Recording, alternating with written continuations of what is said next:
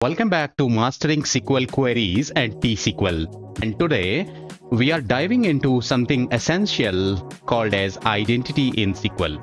If you have ever wondered how SQL Server automatically generates unique values for your tables, then this is the video for you. We will break down exactly what the identity property is, how it works behind the scene, and why it is crucial for ensuring data integrity, especially when managing primary keys.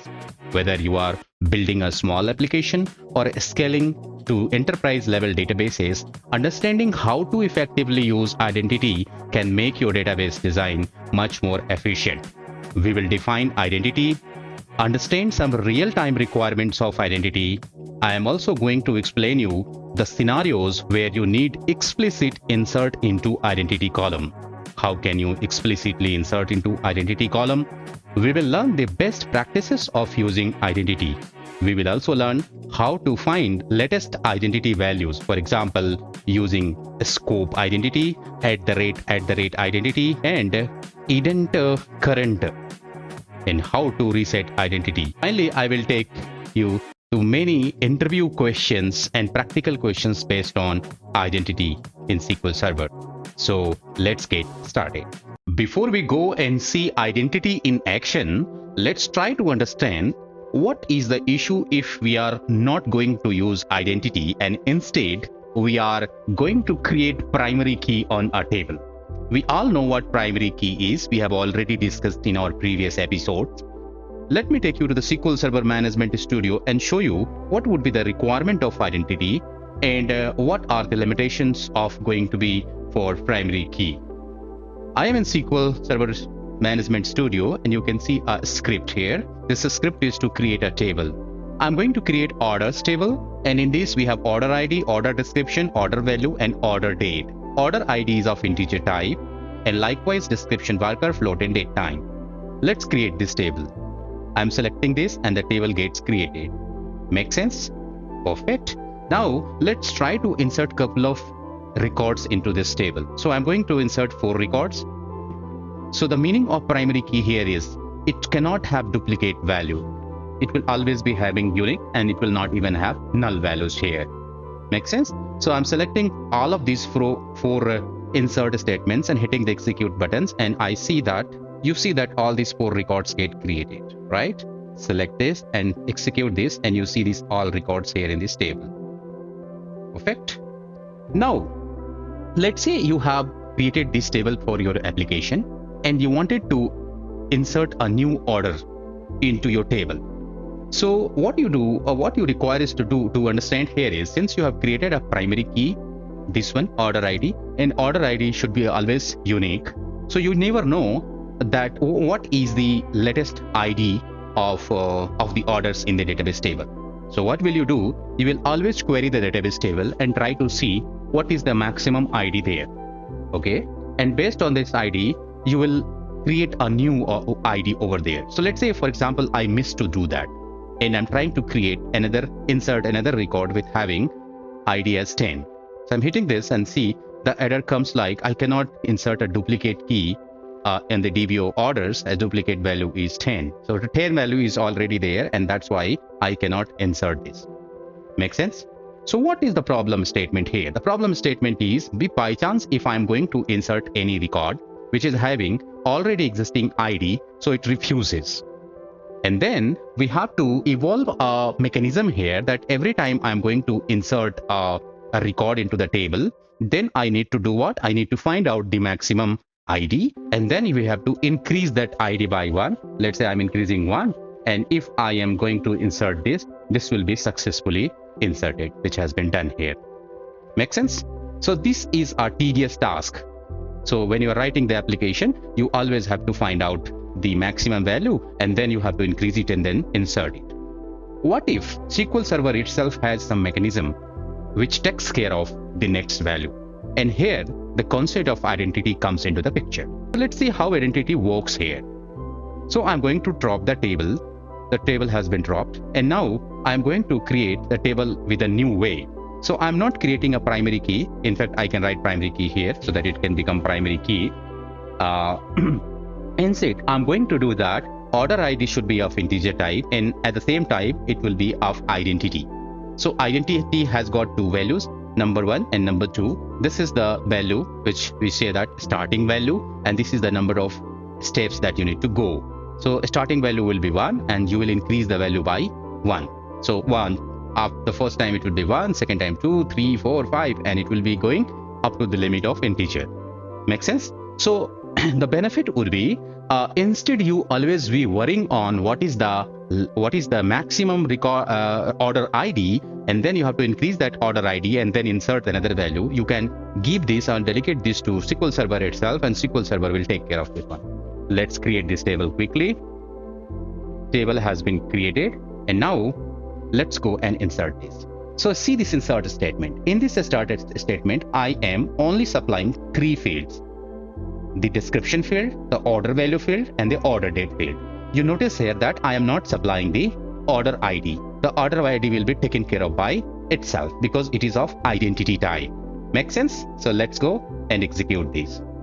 This gets executed, and let me query the table. Select all from orders. Let's query the table, and you see that order ID 1 has come. Its dress, 700 rupees 50 paise, and today's date. Make sense? Perfect. And then I'm going to insert 3 more values, and please note that I have not given order ID over here. Okay, selecting these 3, and let's go and insert these all. So I need to be having 4 records in my orders table. Make sense? So you see this order ID is getting increased accordingly, right? So if I am going to insert another record, order ID 5th will be generated, like 6th, 7th, 8th, like that. So a big problem that we saw here in case of a non-identity column, and we created as a primary key, is getting resolved here. Make sense? Now let's go and try to define identity. So identity in SQL is defined as, it's a property when used with a column called as identity column. So if you are using with any column, that column is called as identity column. In our case, order ID was considered as identity column, and it is used to auto generate unique numbers, right? It is for numeric values only. It's not like A, B, C, D, and typically from primary key. This feature is helpful when we need an automatic way to assign unique IDs to new rows. So we have seen that in our previous demo, that we inserted 4 records, and we were really not worrying about order ID, and order ID was getting created automatically. Make sense? So this is how identity field is defined. So real-time example of identity field is, like, say, if you have seen e-commerce websites wherein you never know that what would be the next order, so you can delegate it, and then you can create it as identity field. So automatically a new order is to be created, new value will be assigned. Example 2 is logging event. So you create it as an identity. So next any log occurs, then the new event ID will be created and taken care of by identity itself. Another example is if you have a resident application for your society, resident society for your apartment, and you want to increase the resident ID as a unique number, so you can create that resident ID as identity, so that if you are adding a new record, next resident ID will be created, right? This is the way we can create. The first thing is called as seed, SEED, seed, that is where to start from, and the second is called as increment, that is by what value should it increase. So in this case, it should increase by 2. So the first will be 1, third, second will be third, 5th, like that. Make sense? This is the way where you can insert the value to the tables having identity. But we have inserted 4 records in the orders table, and you can see these records here: 1, 2, 3, 4, trouser, shorts, t-shirts, and all.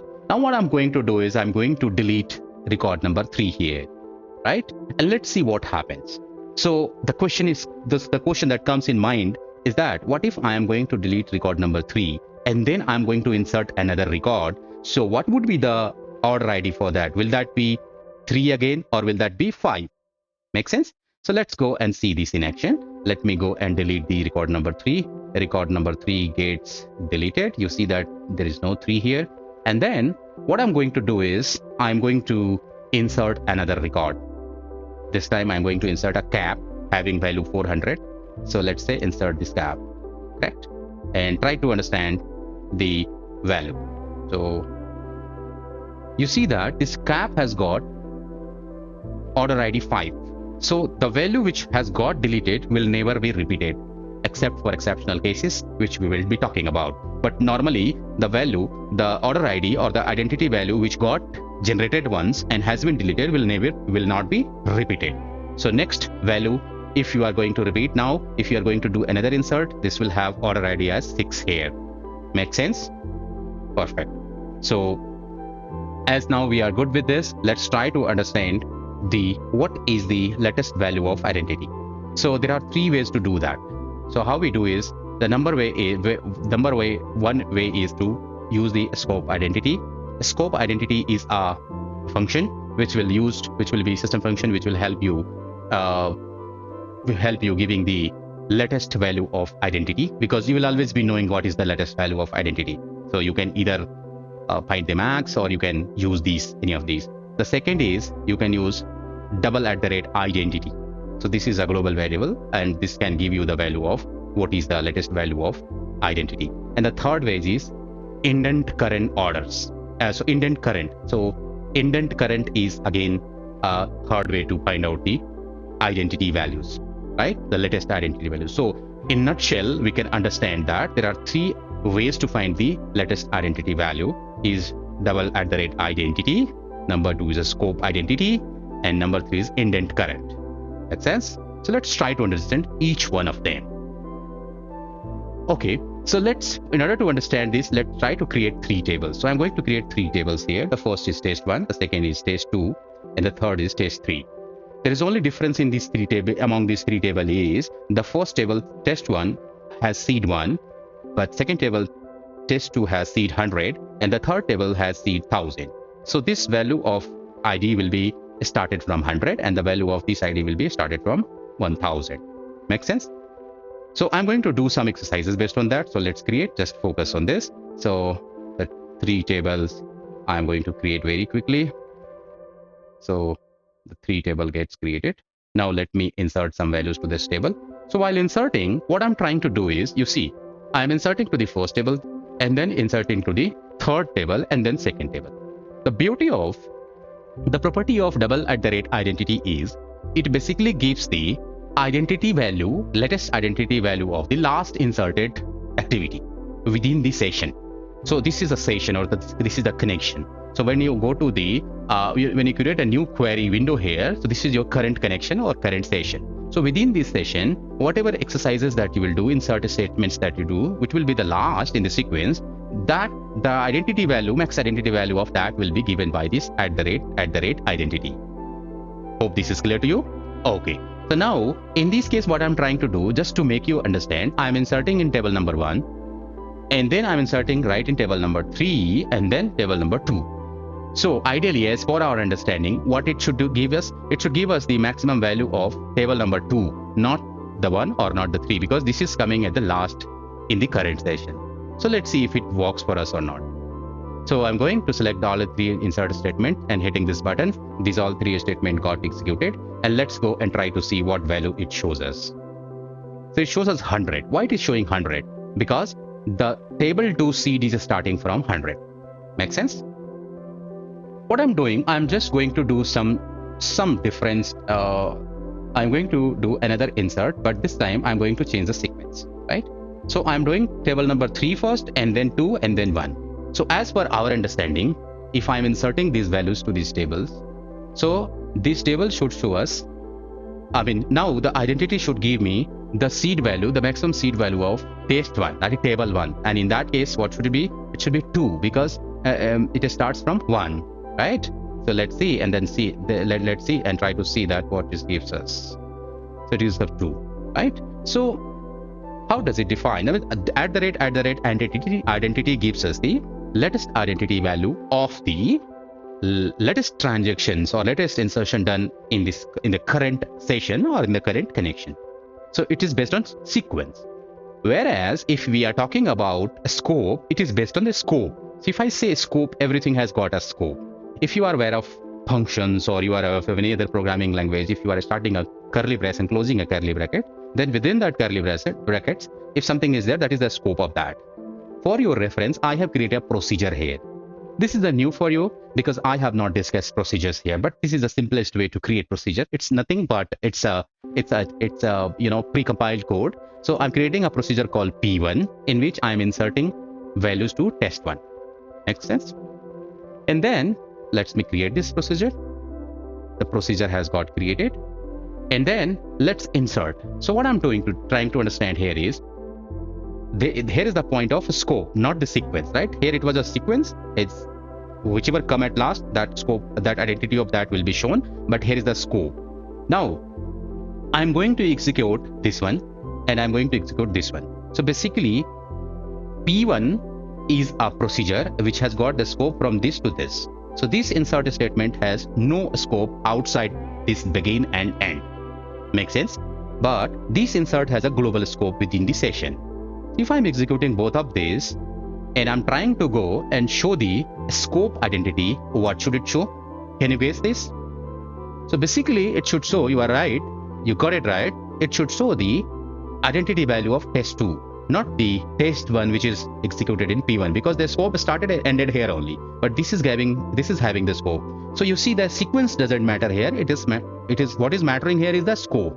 So now let's see and print the value. So it shows me 102, and 102, the 100 seed is for what? 100 seed is for test2, right? Make sense? So this way you can differentiate what you call @identity versus a scope underscore identity, right?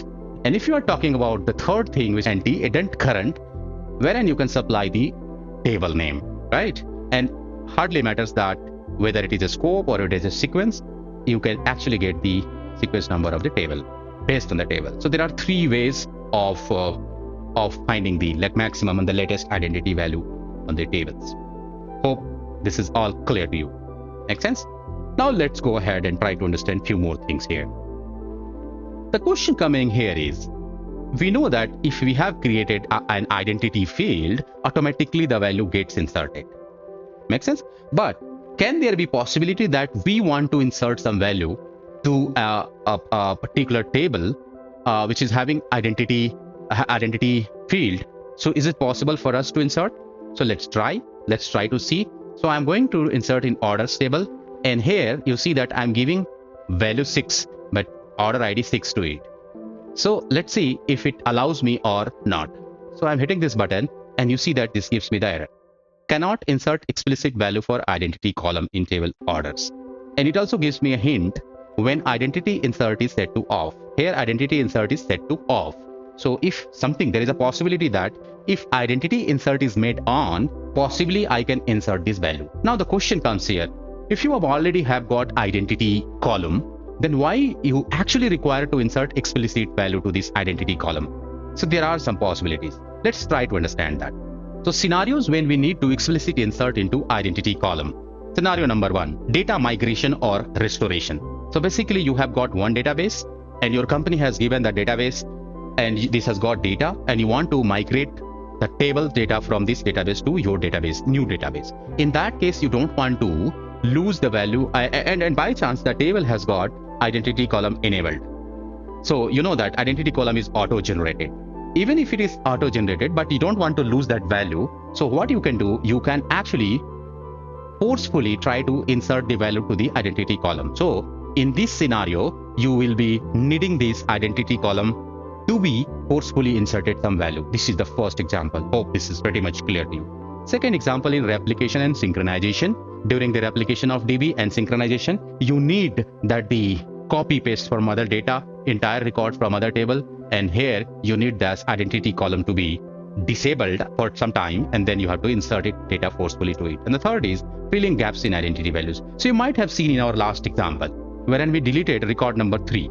So you see here the table orders has got some value, order ID 1, 2 and 4, and you see that we deleted order ID 3, but that gap is still there. So you would be willing to insert a record which will fill that order ID 3, so you will not be having much gaps. In this case, you would really need this order ID field, which is an identity field, to be forcefully inserted. And when we are bypassing the business rule, so there is a business, so this is a business rule, like you have created a table field as an identity, so you have introduced a business rule that somebody cannot insert any value. But there are some possibilities wherein you want to bypass the business rule, and in that case you have to have some mechanism wherein the entity field will be used for forcefully inserting data, not automatically. These are 4 points that I have discussed, and which will make your thought process clear that in what circumstances you may need identity column to be inserted forcefully, not automatically. Now let's go to SQL Server and see this in action. We have seen this in all scenarios. We really need some cases wherein we need data to be inserted in an identity column, right? And you know that if I'm trying to insert it, it's erroring. So it says that I need to have identity insert as on. So let's go and create identity insert on. So I'm telling set identity insert on. So this successfully has got created. And now I'm going to bridge the gap of that 3. So 3 is missing. So let's go and try to insert a record with 3. And let's try to insert. Hopefully it should get inserted. Now it gets inserted. Let me go and try to show you the value. So you see that 1, 2, 5, 4, 3. The 3 has, now there is no gap here. Make sense? So you now know that you can actually insert some values to identity column as well by enabling identity insert on the table name. Make sense? So if you have enabled it on, and if you try to utilize identity fields feature, like let's question coming like whether identity field still works here. I mean identity feature, it try to insert another record, increment it or not. Let's try. So it's not. If it is false, if it is on, then it will either identity increment will work or explicit insert will work. So explicit insert is on here, so identity increment will not work. So what you will require is to do set identity insert off. So let's do set identity insert off, and then you try to insert another record, and then you see here that my order ID is missing. I'm not giving order ID here. So now this got created, and let's see, execute it, and let's see the suit length has been inserted here. Make sense? So this way you can see that you would really insert a value explicitly to an identity column. Next question coming is that we have to reset identity. So many times it happens that you really need reset identities. Like say you have your identity column keep on growing, and at some point you want to reset it, right? So in that case, how do you do that? There is a command that is dbcc check ident, and you have to supply the table name, and here reseed, you have to write reseed, and 0 is what you have to start from 0. If you are writing 100, so you start from 100. So you can actually reseed this. So what are the scenarios wherein you really need reseed? Okay, let's try to explore that. What are the cases when you need the reseed? Basically, reseed can be used. Suppose you have you have inserted lots amount of data there in the table, and then at some point of time you want that the value has reached its final stage, and then you want to again insert some value. So you can reseed it. You can reinitialize that value. So let's reseed it and see this what happens. So I'm going to reseed it and then insert another value called shoes. So right now there are 6. I'm going to insert shoes again. So hit the button, and then let's try to see. The shoes has got inserted from 1 because I have reset the identity value to 0. So next value is 1. Now I'm going to talk about the best practices, the best practices of identity. Avoid using identity for sensitive data. So you have sensitive data. Let's say you are talking about employee IDs, wherein if you are dedicating it to SQL Server to generate identity column, so it will be very easy to crack. So attackers may sense it, and they may actually crack this data, and then they can hack it. So you should really not create tables, fields which are very sensitive and create it as identity. Don't overuse identity. It may lead to unintended consequences like overwriting, and we have seen that. Let's say if you have a explicit insert and then you have a reseeded it, so there are a lot of things that you need to take care of it if it is identity column. Be aware of scope. So scope is very important. Like if you are working with the scope of identity, So you need to understand the 3 ways that we have already talked about, because missing to that may result, because many times you do some logic based on identity value.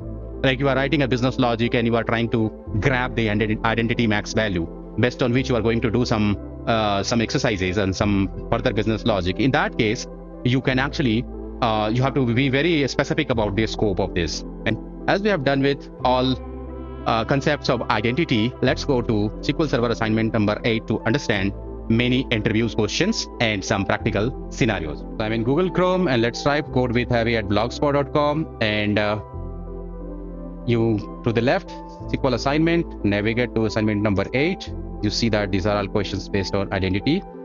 What are those questions? What is the purpose of identity property in SQL Server? How do you define an identity column in SQL Server? Can you insert values manually to identity columns? How would you reset the identity seed of table after deleting all rows from it? What is the difference between identity column and sequence in SQL Server? Scope identity, @identity, and ident current. Difference of these, I think I have already covered this all. How can you retrieve the last identity value generated in the current session or scope? And these are all couple of questions of interview. At the same time, you have many hands-on practical questions. You can try these all. And one more point that I want to add is, like, if you have which I have already covered in last couple of episodes, that if you are deleting using truncate, then identity reset is automatically done. So if you found this video helpful, don't forget to hit that like button, subscribe for more high quality technical content, drop your questions in comments, and I will be happy to answer them. See you in the next one. Bye-bye.